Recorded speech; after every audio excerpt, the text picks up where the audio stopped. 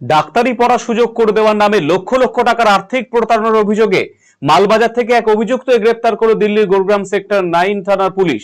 Police সূত্রে জানা গিয়েছে, মালবাজারের বাজার সংলগ্ন একটি বেসরকারি নার্সিংহোমের প্রধান চিকিৎসক ডাক্তার সুমন্ত গুপ্তার বিরুদ্ধে প্রায় 37 লক্ষ টাকা প্রতারণার অভিযোগ উঠেছে।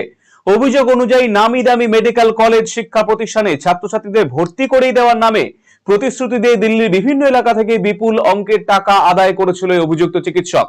তদন্তে নেমে দিল্লি পুলিশ জানতে পারে, অভিযুক্ত চিকিৎসকের ড্রাইভার আক্তার কালামের ব্যাংক অ্যাকাউন্টে প্রায় 3.5 লক্ষ টাকার সন্দেহজনক লেনদেন হয়েছে। এই আর্থিক লেনদেনের সূত্র ধরেই তদন্ত আরো জোরদার হয়। এরপর বৃহস্পতিবার গভীর রাতে দিল্লি পুলিশের একটি দল মালবাজার থানায় পৌঁছে তেসিমিলা এলাকায় বাসিন্দা আক্তার কালামকে গ্রেপ্তার করে।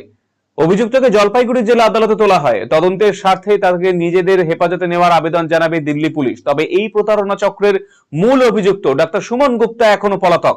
তার খোঁজে তল্লাশি অভিযান চালাচ্ছে দিল্লি পুলিশ। পুরো ঘটনার তদন্ত অব্যাহত রয়েছে বলে জানা গিয়েছে।